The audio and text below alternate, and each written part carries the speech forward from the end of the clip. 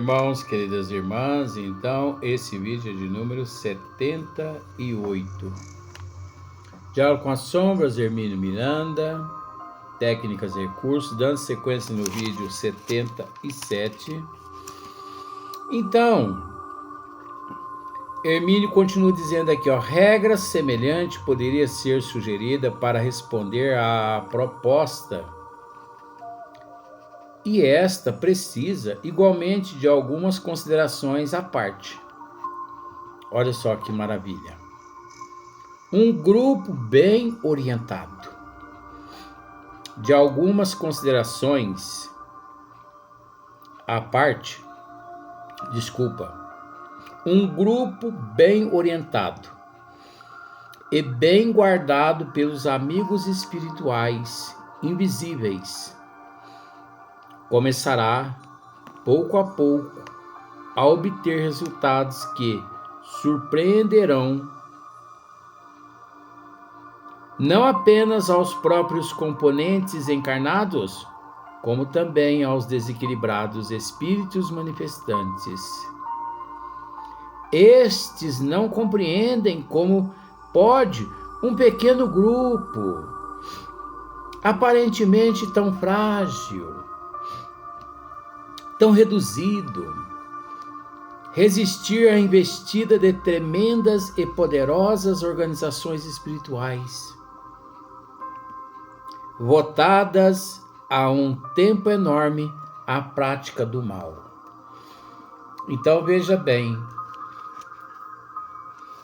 às vezes aqui na Terra nós nos preocupamos com é preciso que o grupo seja enorme, né? Enorme no que eu quero no sentido assim de integrantes. Então, por exemplo, nós precisamos no mínimo 10 médios, no máximo 14, 15. Mentira. Jesus mesmo nos disse que onde houvesse 2 ou mais reunido em teu nome, ali ele estaria, ou um dos teus enviados. 2. É possível realizar um trabalho de desobsessão sério com 2 médium, 3 médium, 4, 5 apenas. Médiuns psicofônicos. Então pensa bem assim, 4 médiuns psicofônicos, sensitivos psicofônicos e um doutrinador. É possível realizar um trabalho magnífico, às vezes muito melhor que um grupo onde há a presença ali de 14 médium.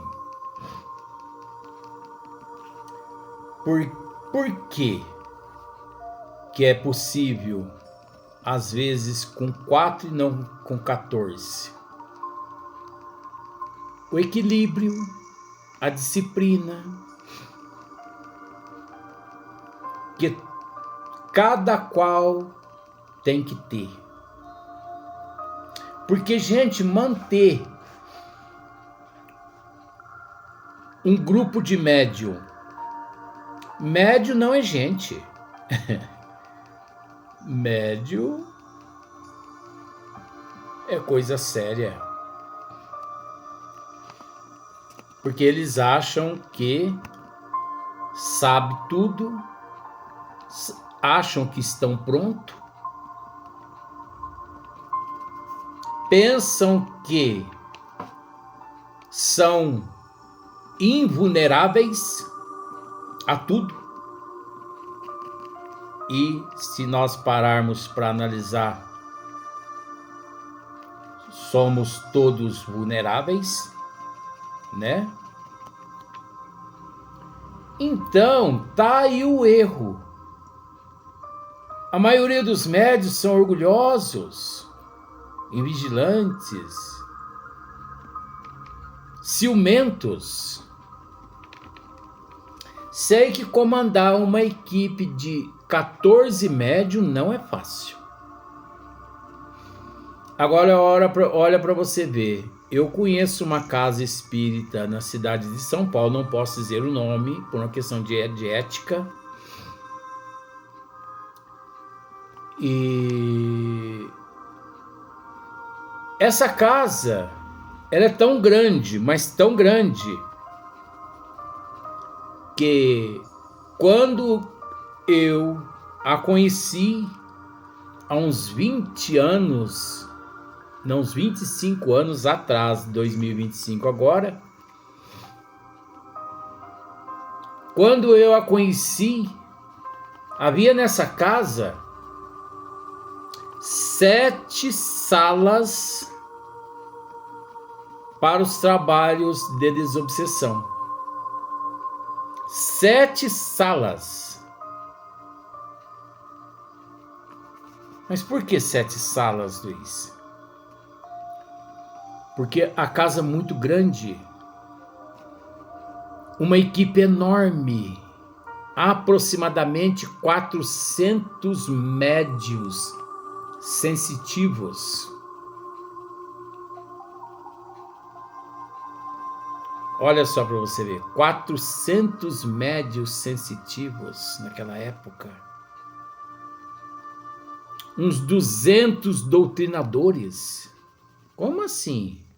Ora, gente, cursos e mais cursos e mais cursos, estudos e mais estudos.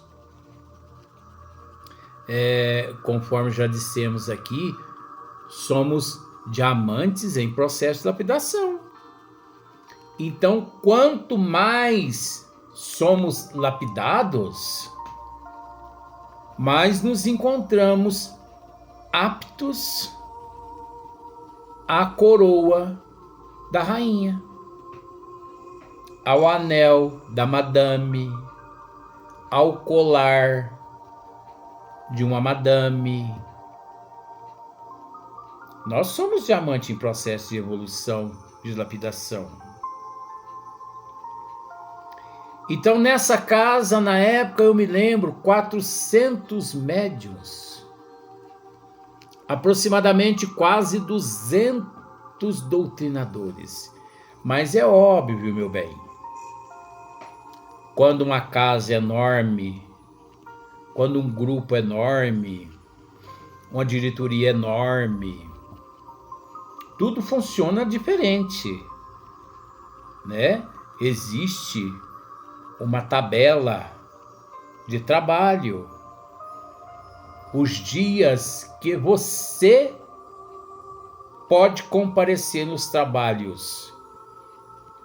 Então, por exemplo, você vai comparecer 2 vezes ao mês, aí eles te dão uma ficha dos dias que você terá que comparecer na casa para trabalhar nos trabalhos mediúnicos de desobsessão. Podendo acontecer de você não encontrar com quase nenhum daqueles 400 médios devido à rotatividade. Você conseguiu entender?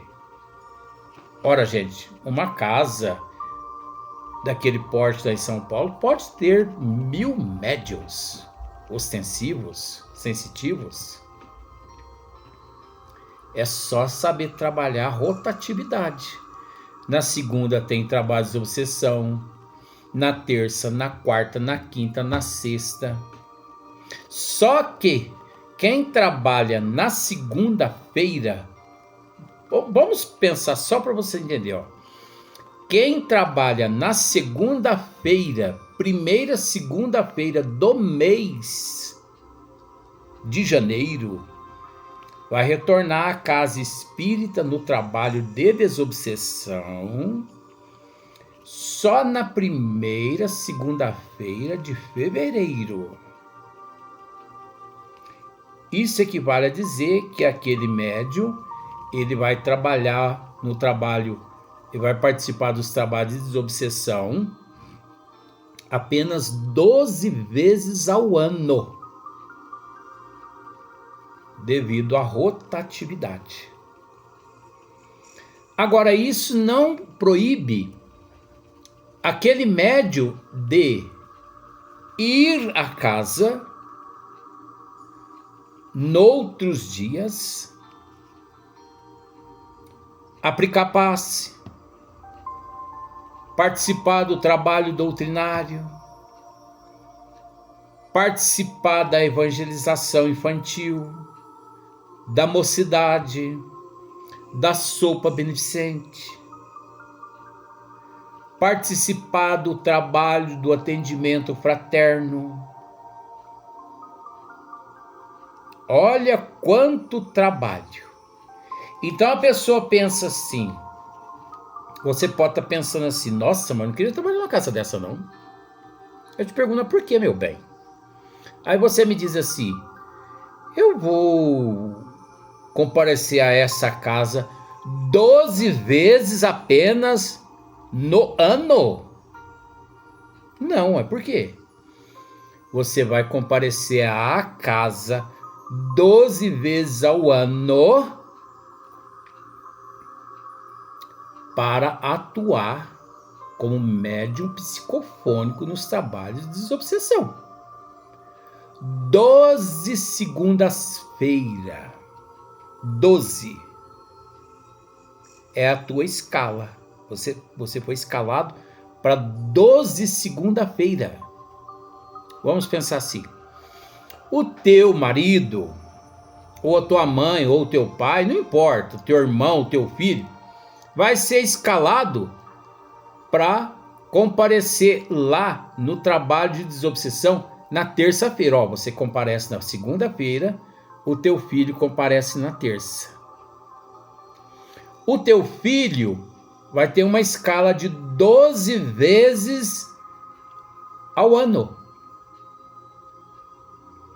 O seu marido, só fazendo uma história, só para você entender. O seu marido vai ser escalado para todas as quartas-feiras, 12 quarta-feira do ano. E assim sucessivamente. É muito fácil trabalhar numa casa muito grande ao mesmo tempo. É muito fácil com disciplina. E ao mesmo tempo é muito difícil.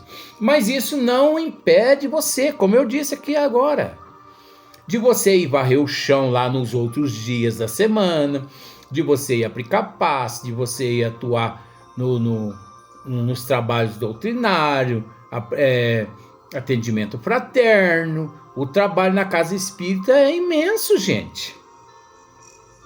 Você só comparece no trabalho de desobsessão naquele dia que está ali especificado para você. Porque os outros dias todos já há uma equipe que preenche todos os dias da semana, do mês, do ano. Você só tem 12 dias para trabalhar. Você só tem 12 noites, vamos dizer assim, para você comparecer nos trabalhos de desobsessão. E tem gente que ainda falta aos trabalhos de desobsessão. Não é? Então é muito... mais um grupo pequeno, uma casa pequena, é fácil. Porque ali é aquela disciplina, né? 2 pessoas. Eu já participei de trabalho de desobsessão séria, né? Trabalho de desobsessão sério com 2 médiums. Eu já participei em trabalho de desobsessão com 1 médium. Apenas. Sucesso total. Êxito total. Então,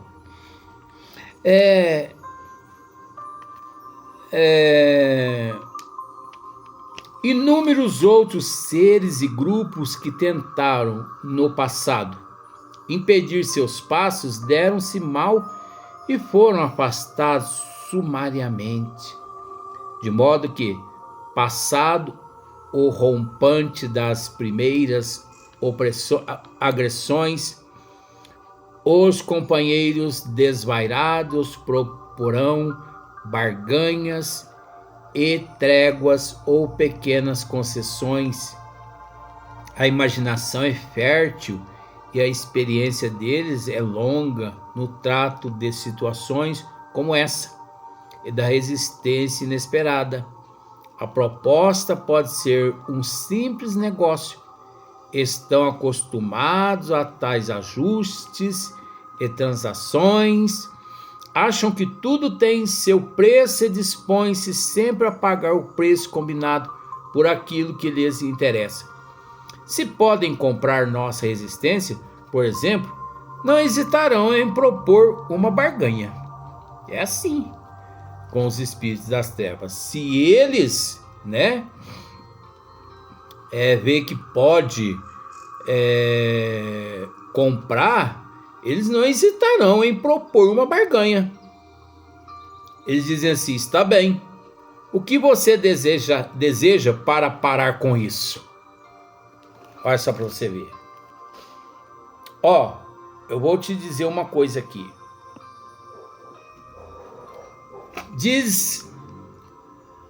Dizem muitos que não existe o tal do pacto. Na verdade, é divulgado que não existe pacto. No sentido, porque veja bem, o verdadeiro pacto é o do amor. Não existe pacto em praticar o mal. Você entendeu? Você entende o que eu quero dizer? O verdadeiro pacto, nós temos que fazer pacto é com Deus, é com Jesus, é com Bezerra, com Eurípides, com Mãe Santíssima. Nós devemos fazer pacto com a gente mesmo. Aquele pacto de benevolência, indulgência, de compaixão, de perdão, Essa resiliência interior, esse é o pacto do amor. Agora, por que pacto do amor? Porque esse pacto é o pacto eterno. Porque contra o amor, contra o bem, ninguém pode. Me diga quem pode mais que Jesus e Deus.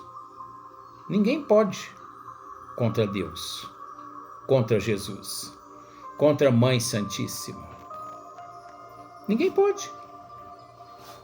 Agora veja bem, quando se fala em pacto com o mal, muitas pessoas, inclusive a doutrina mesmo nos orienta que não existe o pacto com o mal.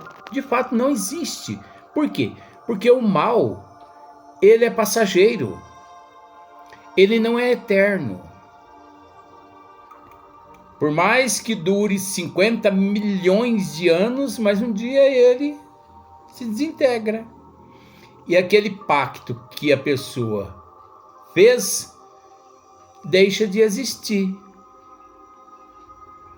Agora, que existe esse momento, existe. Vou simplificar. O pacto com o mal não é eterno. Eterno é só o amor, é só o bem. mas que existe o pacto com o mal, existe. Por exemplo, olha aqui para você ver. O espírito dizendo para Hermínio Miranda: está bem, o que você deseja para parar com isso?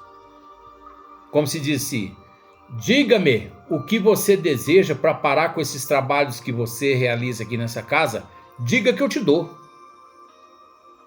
É só você dizer.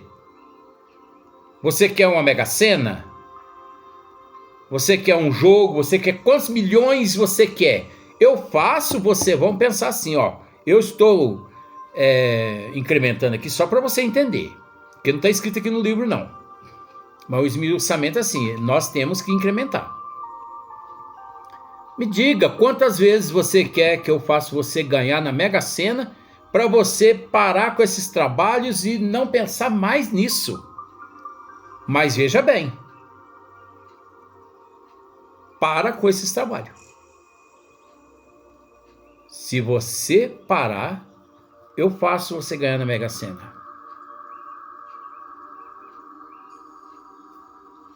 A pessoa, né, que ainda não se decidiu para que lado pende no muro, ela pensa no material, no momento, ela não pensa no futuro do espírito, na eternidade. Ela para os trabalhos, vai lá e joga na Mega Sena e ganha. Tudo bem. Ela fez aquele pacto. É o livre-arbítrio dela, que é o direito de escolha. Ela escolheu atender aquele espírito das trevas. Daquele momento em diante, aquele encarnado serve às trevas.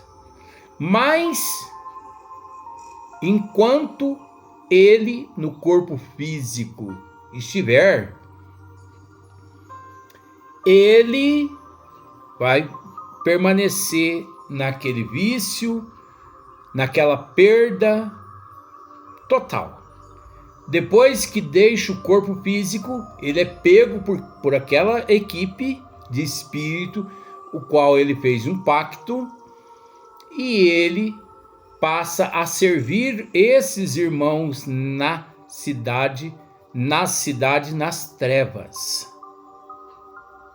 Eu conheço milhões de seres que deixaram o Cristo para trás para servir-se a esses espíritos em troca de bens materiais aqui na Terra, em troca de loteria esportiva, essas coisas, que hoje estão lá nas regiões umbralinas, nas cidades das trevas, arrependidos porque fizeram isso.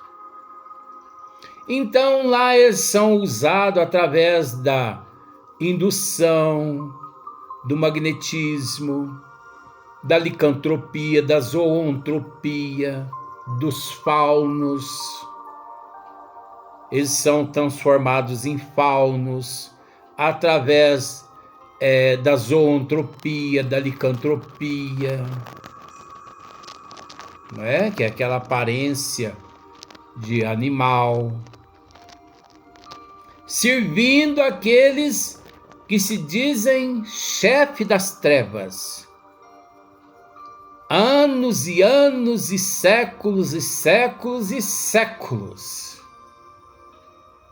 até um dia serem resgatados pelos benfeitores espirituais, depois de muito arrependimento, depois de rogar tanto a Deus e a Jesus. Ao serem recolhidos pelos mentores espirituais, é preciso entender que 99% desses espíritos que passam por zoantropia, licantropia, faunos, 99% desses espíritos, os mentores espirituais não trazem eles às casas espíritas. Os mentores tratam eles nas repartições espirituais mesmo, até porque não existe aqui na Terra, ó o que eu vou dizer agora, não existe aqui na Terra uma quantidade suficiente de médiuns disciplinados capaz de auxiliar os mentores espirituais a auxiliar esses espíritos licantrópicos, zoantrópicos, faunos e por aí. Não existe médiuns aqui no corpo físico disciplinados em todos os sentidos, capazes de auxiliar as equipes espirituais a auxiliar esses irmãos.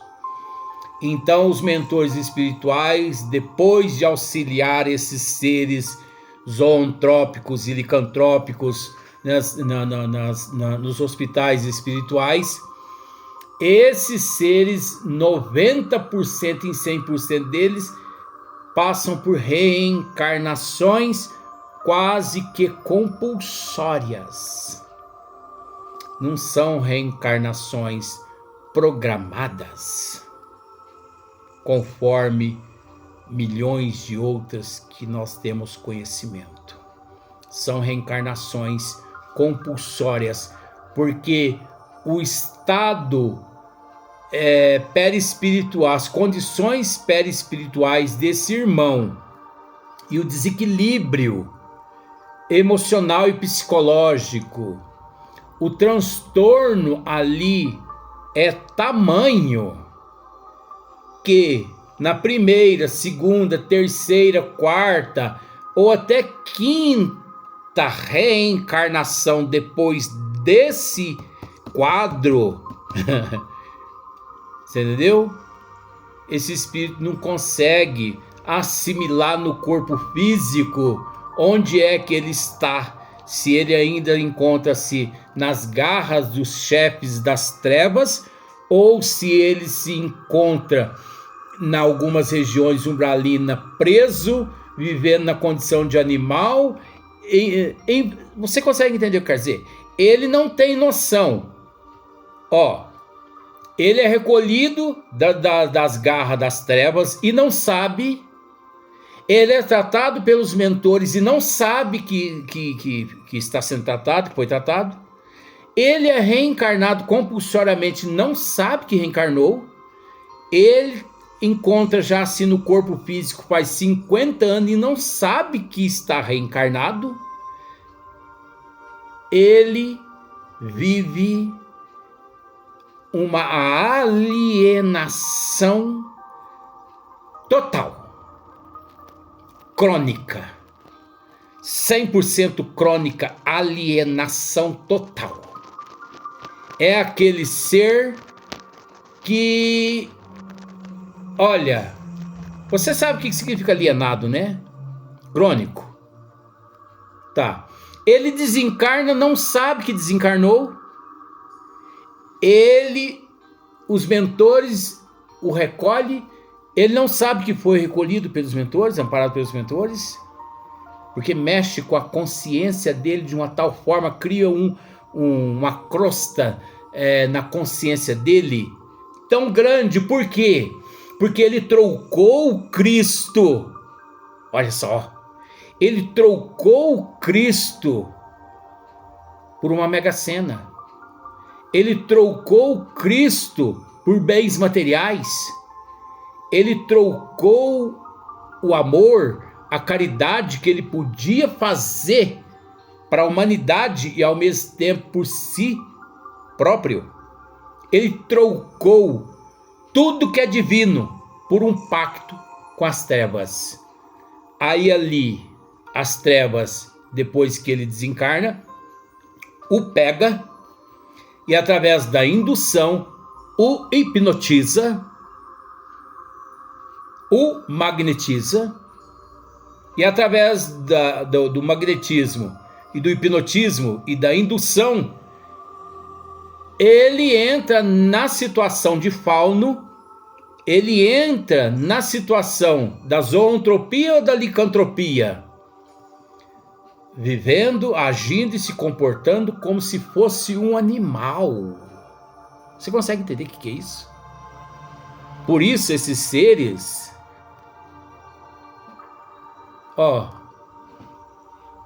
não são fáceis grupos mediúnicos aqui na Terra para ajudá-los, não. Ó, na Terra,